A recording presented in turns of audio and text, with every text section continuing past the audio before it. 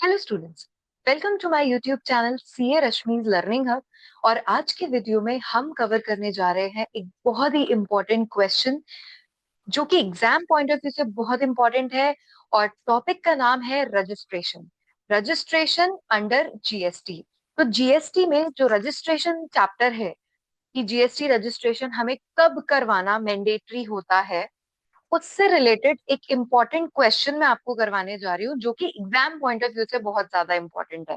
ठीक है, question start करने से पहले एक दो जरूरी पॉइंट्स हैं जो इस क्वेश्चन के लिए आपको पता होने चाहिए। सबसे पहले, रजिस्ट्रेशन की अगर हम बात करें तो वैसे तो आप जानते हो कि जीएसटी रजिस्ट्रेशन हम वॉलेंटरीली भी करवा सकते हैं, लेकिन कब मैंडेटरी होता है?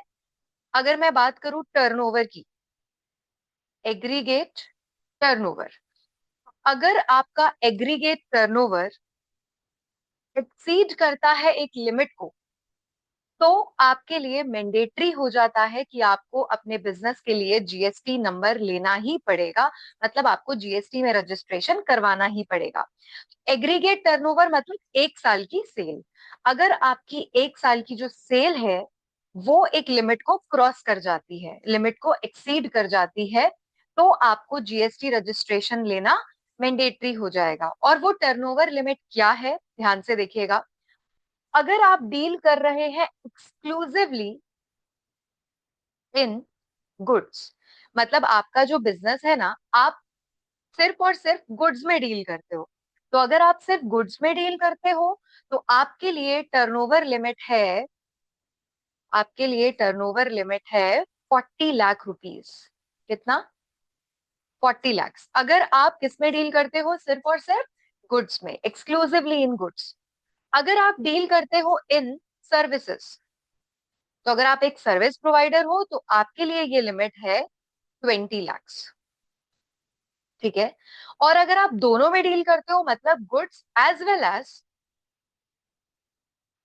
इसमें और भी पॉइंट्स हैं, और भी कुछ बातें हैं जो हमें पता होनी चाहिए, लेकिन अभी के लिए जो रेलिवेंट है, जो जरूरी है, और इस क्वेश्चन को अटेम्प्ट करने के लिए, एग्जाम पॉइंट ऑफ व्यू से जो हम इंपॉर्टेंट क्वेश्चन करने जा रहे हैं उसको अटेम्प्ट करने के लिए, ये बेसिक इंफॉर्मेशन, बेसिक नॉलेज आपको मैं रिवाइज करवा रही हूँ, रिकॉल करवा रही हूँ कि ये पॉइंट्स आपको याद रखने जरूरी है। क्या?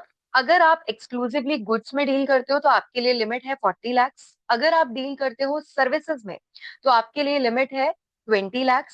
और अगर आप डील करते हो goods as well as services में तो आपके लिए तब भी लिमिट है 20 लाख। मतलब अगर आपकी एक साल की सेल 40 लाख, जिस दिन 40 लाख से ज्यादा हो जाएगी उस दिन आपके लिए मैंडेटरी हो जाएगा जीएसटी में रजिस्ट्रेशन करवाना। अगर आप सर्विसेज में डील करते हो और आपका एक साल की जो आपका फाइनेंशियल ईयर है उसकी जो एक साल की सेल है वो 20 लाख क्रॉस कर जाएगी, तो आपके लिए मैंडेटरी हो जाएगा जीएसटी में रजिस्ट्रेशन करवाना। और यही अगर आप गुड्स और सर्विस दोनों में डील करते हो, मतलब आप गुड्स भी बेचते हो और कहीं ना कहीं आप सर्विसेज भी प्रोवाइड करते हो, तो आपके लिए तब भी ये लिमिट कितनी है? 20 लाख। एक पॉइंट इसमें और याद रखना कि there are 4 special category state.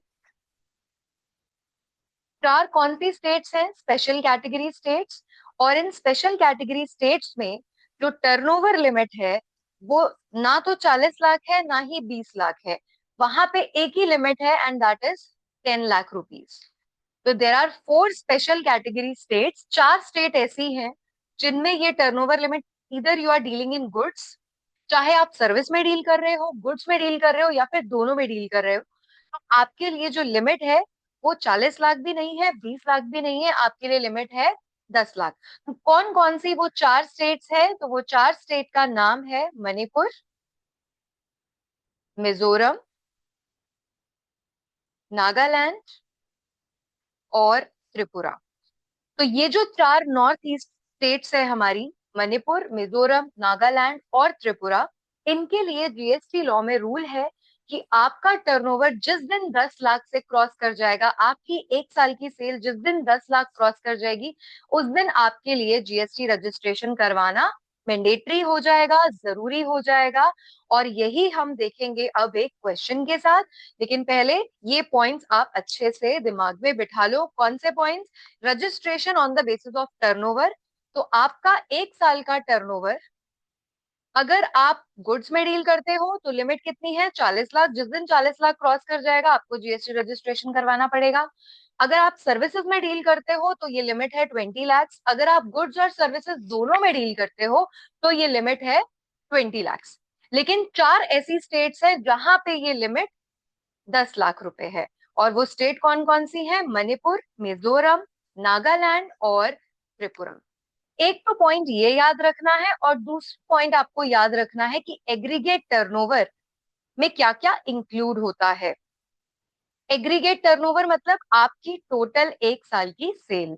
तो सेल मतलब आपकी जो सप्लाई है वो इंट्रा स्टेट सप्लाई इंक्लूड होगी, इंटर स्टेट सप्लाई, अगर आपने with in the state supply किया है वो भी इंक्लूड होगा, अगर आपने एक स्टेट से दूसरे स्टेट में सप्लाई किया है वो भी इंक्लूड होगा। जितनी भी टैक्सेबल सप्लाईज हैं, टैक्सेबल मतलब जिन पे भी जीएसटी लगता है, तो आप जो भी सप्लाई कर रहे हो गुड्स और सर्विसेज की जो कि टैक्सेबल कैटेगरी की है, वो एग्रीगेट टर्नओवर में इंक्लूड होगा। जितनी भी एग्जेम्प्ट सप्लाईज है, माफ है, जिन पे जीएसटी एग्जेम्प्ट होता है, वो भी एग्रीगेट टर्नओवर में इंक्लूड होगा। और एक्सपोर्ट्स, अगर आप इंडिया से बाहर सेल कर रहे हो तो भी वो एग्रीगेट टर्नओवर में इंक्लूड होगा, क्योंकि वो आपकी सेल का ही पार्ट है। ठीक है, तो यहाँ पे आपको बस ये पॉइंट्स पहले याद रखने हैं। क्वेश्चन को अटेम्प्ट करने के लिए ये पॉइंट्स आपको दिमाग में रखना जरूरी है। कौन कौन से पॉइंट्स हैं? एक तो टर्नओवर लिमिट, गुड्स में डील कर रहे हो 40 लाख, सर्विसेज में डील कर रहे हो 20 लाख, और दोनों में डील कर रहे हो तो 20 लाख। उसके अलावा 4 स्टेट्स ऐसी हैं जिसमें 40 और 20 की लिमिट नहीं है, 10 लाख की लिमिट है, और वो स्टेट है मणिपुर, मिजोरम, नागालैंड और त्रिपुरा। फिर आते हैं एग्रीगेट टर्नओवर, मतलब सेल का मतलब क्या है? Intra state supply, inter state supply, taxable supply, exempt supply और एक्सपोर्ट। इसमें ये सब कुछ इंक्लूड होगा। लेकिन क्या नहीं इंक्लूड होगा? वैसे तो वो कॉमन सेंस वाली बात है, लेकिन फिर भी मैं आपको बता देती हूँ, क्योंकि कई बार क्वेश्चन में कंफ्यूजन होती है। अगर क्वेश्चन में लिखा होगा परचेजेस तो ऑब्वियसली वो टर्नओवर का पार्ट नहीं बनेगा, क्योंकि टर्नओवर का मतलब होता है सेल। तो परचेज हम नहीं लेंगे। कई बार क्वेश्चन में इनवर्ट सप्लाई वर्ड लिखा होगा, तो इनवर्ट सप्लाई का भी मीनिंग परचेज ही होता है, तो वो भी आप नहीं लेंगे। और इस कई बार क्वेश्चन में अवेल्ड सर्विसेज करके भी लिखा होगा कि आपने सर्विस अवेल की है। सर्विस अवेल करने का मतलब होता है कि आपने सर्विस परचेज की है, तो वो भी टर्नओवर का पार्ट नहीं बनेगा। तो बस आपको इतनी बातें याद रखनी है, ध्यान रखनी है। और हम अपना क्वेश्चन स्टार्ट करते हैं। ठीक है, तो अब हम क्वेश्चन स्टार्ट करते हैं। तो चलिए देखते हैं क्वेश्चन। ये देखिए, ABC Limited provides you the details of transactions of their business from the state of Maharashtra। तो सबसे पहले आप स्टेट का नाम देखो कि एबीसी लिमिटेड जो कंपनी है उसका बिजनेस कौन सी स्टेट में है? महाराष्ट्र में है। इसका मतलब क्या ये वो 4 स्पेशल कैटेगरी वाली स्टेट्स हैं? नहीं। मणिपुर, मिजोरम, नागालैंड और त्रिपुरा, इन चारों में से कोई भी स्टेट नहीं है। तो यहीं से आप आइडिया लगाओ कि 10 लाख वाली लिमिट तो हमें नहीं देखनी। हमें देखनी है अगर गुड्स में डील करता है तो 40 लाख, अगर सर्विसेज में डील करता है तो 20 लाख, और अगर गुड्स और सर्विसेज दोनों में डील करता है तो भी 20 lakh. During the month of March 2024 are they eligible to get registered under GST. मतलब हमसे पूछा जा रहा है कि क्या इनको जीएसटी रजिस्ट्रेशन करवाना चाहिए। If yes, when should it get registered. तो आपको ये बताना है कि क्या इनको जीएसटी में रजिस्ट्रेशन करवाना चाहिए, और अगर करवाना चाहिए कब करवाना चाहिए, कौन सी डेट से करवाना चाहिए। तो मैंने आपको अभी अभी बताया था कि जिस दिन इनका aggregate turnover, annual aggregate turnover 40 lakhs, 20 lakhs और 20 lakhs एज द केस में भी उसको क्रॉस कर जाएगा, उस दिन इनके लिए मैंडेटरी हो जाएगा। उस दिन they have to get their business registered under GST. तो आगे की डिटेल्स देखते हैं। 3 मार्च 24 को इंटर स्टेट सप्लाई हुई है सर्विसेज की। तो आप जानते हो इंटर स्टेट सप्लाई सर्विसेज की है, तो ये हम कंसिडर करेंगे टर्नओवर में, बिल्कुल करेंगे। 5 मार्च को इन्होंने सप्लाई की है गुड्स की with in state. With in state मतलब इंट्रा स्टेट 3,80,000 की, ये भी हमारे टर्नओवर का पार्ट है।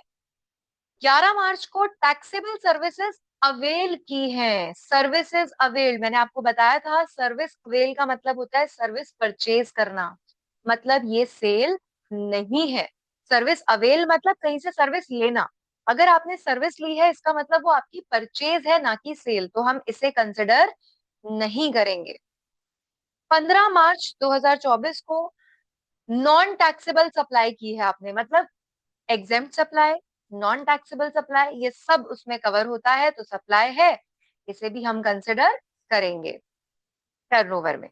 17 मार्च 24 को सप्लाई ऑफ सर्विस की है विद इन स्टेट, उसने with in state service supply की है 8,48,000 की, तो ये भी टर्नओवर का पार्ट होगा।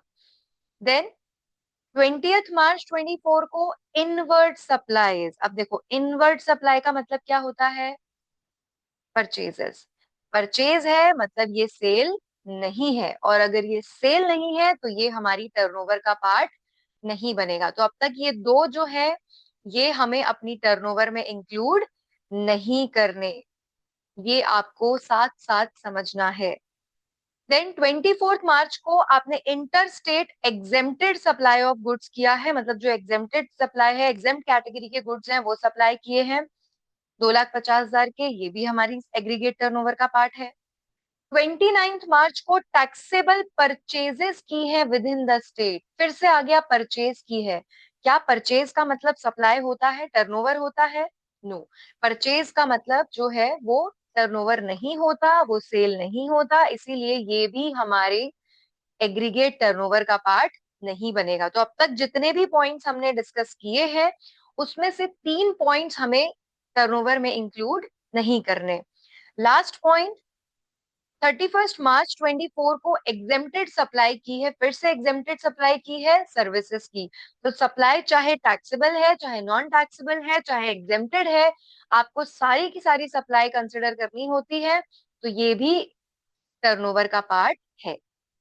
तो हमने क्वेश्चन को बहुत अच्छे से समझ लिया, inter state supply, supply of goods with in state, non taxable, taxable, exempt supply, सारी की सारी सप्लाई हमारे एग्रीगेट टर्नओवर का पार्ट बनेगी। क्या एग्रीगेट टर्नओवर का पार्ट नहीं बनेगा, वो है परचेज या इनवर्ट सप्लाई या फिर सर्विसेज अवेल्ड, अगर ऐसा कुछ भी लिखा है तो वो हमारी सप्लाई जो टर्नओवर है उसका पार्ट नहीं है, बाकी सब टर्नओवर है। तो चलिए इसका करते हैं हम सॉल्यूशन। तो हम यहाँ पे स्टार्ट करते हैं क्वेश्चन का सॉल्यूशन। अब देखो कैसे करना है हमें, हम एक स्टेटमेंट बनाएंगे, यहाँ पे हम लिखेंगे डेट, जो डेट हमें क्वेश्चन में गिवन है, उसके बाद हम यहाँ पे लिखेंगे ट्रांजैक्शंस, कौन कौन सी ट्रांजैक्शंस हमने की है, हम यहाँ पे लिखेंगे उसका अमाउंट, और एक कॉलम हम बनाएंगे क्यूमुलेटिव अमाउंट का। किसका कॉलम बनाएंगे, क्यूमुलेटिव अमाउंट, क्यूमुलेटिव मतलब टोटल करते जाएंगे हम।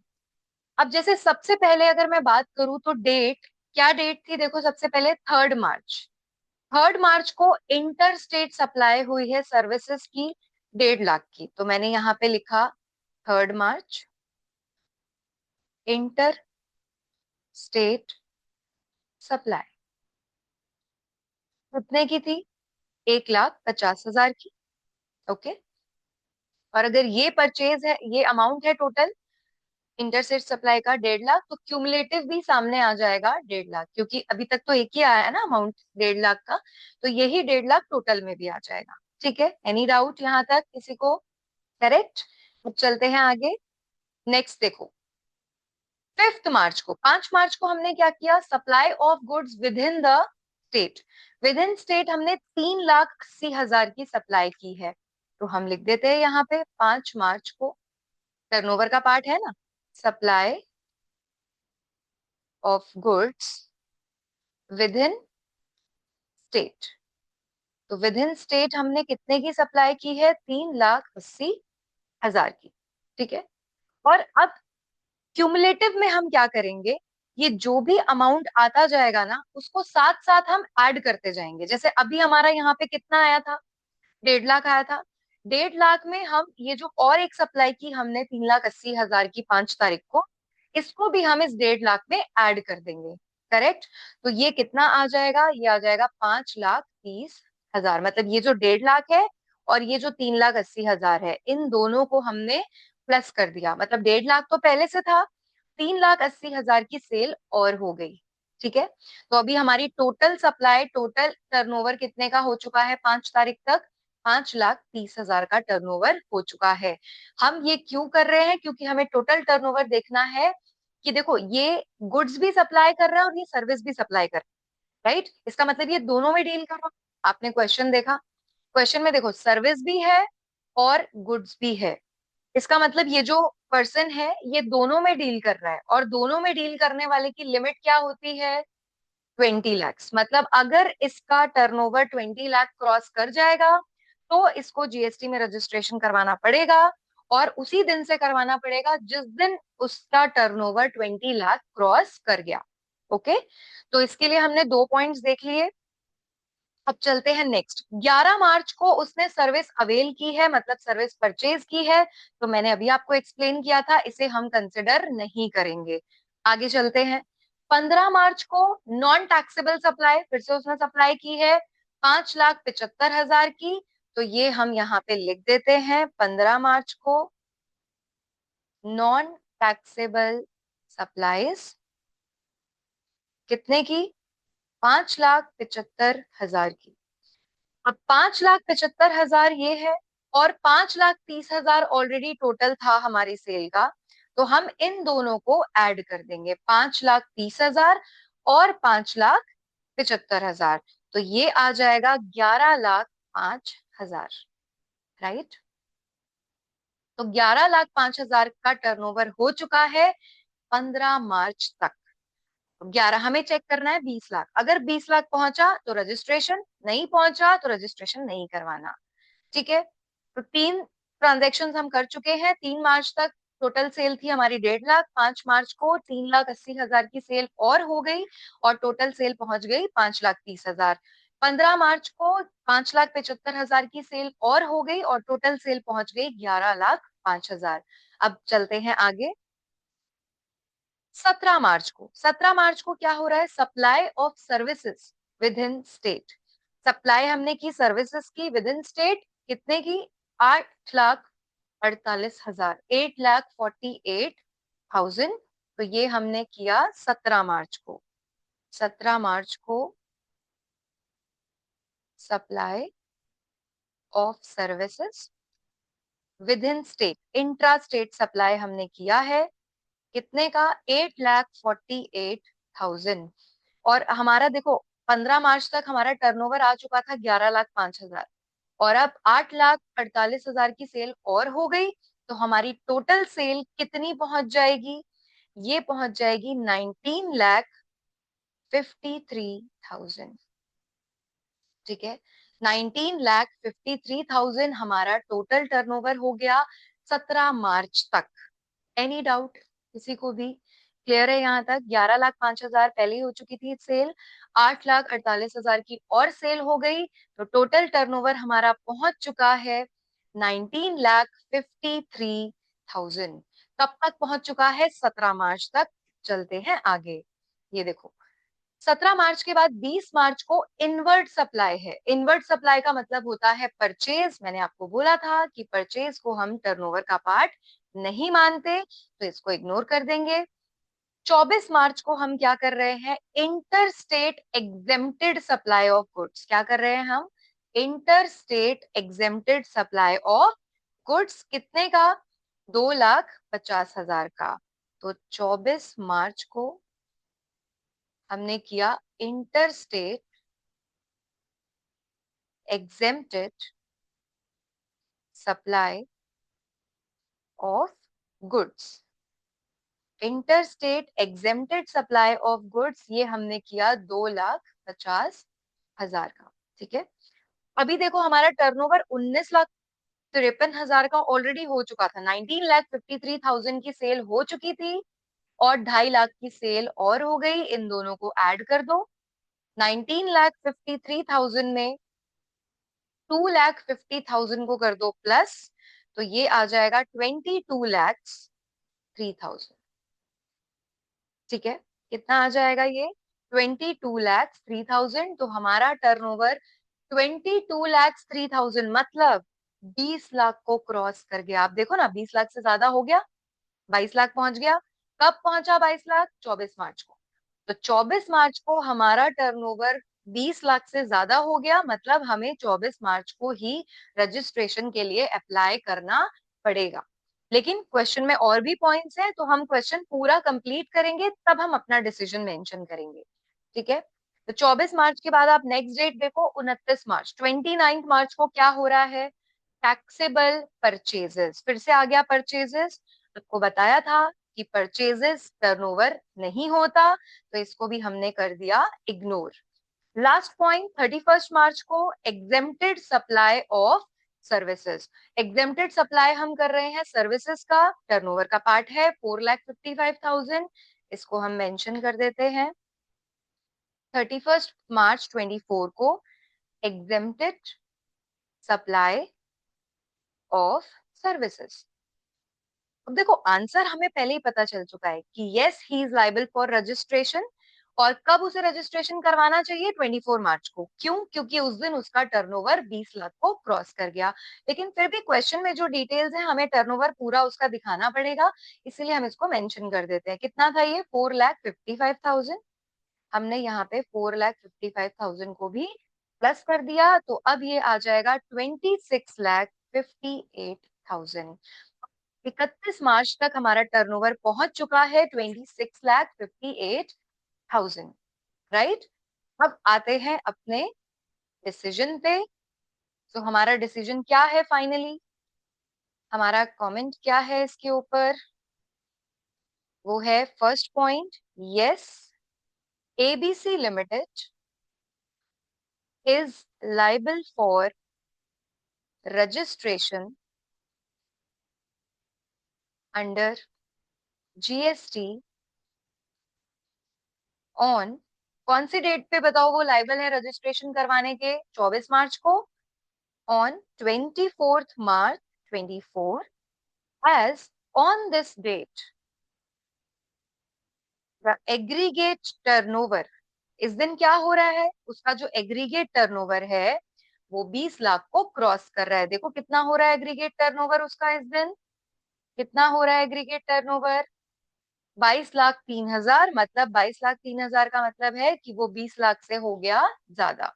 तो फिर हम यहाँ पे लिखेंगे the aggregate turnover exceeds ₹20 lakh. तो क्योंकि उसका एग्रीगेट टर्नओवर इस दिन 20 लाख को क्रॉस कर रहा है, इसीलिए उसे इस दिन रजिस्ट्रेशन करवाना पड़ेगा। एग्जाम में 10 मार्क्स का क्वेश्चन आता है, स्पेशली अगर मैं बीकॉम की बात करूं, टीवाई बीकॉम की बात करूं, तो रजिस्ट्रेशन का ये क्वेश्चन स्पेशली आता है for 10 marks. Exam point of view से बहुत ही ज्यादा इंपॉर्टेंट क्वेश्चन है, तो बहुत अच्छे से इस क्वेश्चन को आप लोग प्रिपेयर करके जाइए। बहुत सिंपल से पॉइंट्स हैं, टर्नओवर के बेस पे ये डिसाइड करना है कि the person is liable for registration और नॉट, और and if yes, then from which date the person is liable for registration under GST. Okay, तो आई होप आपको ये क्वेश्चन समझ में आया होगा। और अगर आपको वीडियो अच्छी लगी हो तो वीडियो को लाइक कीजिए, अपने फ्रेंड्स के साथ शेयर कीजिए, कमेंट्स कीजिए और चैनल को सब्सक्राइब करना मत भूलिएगा। Thank you so much.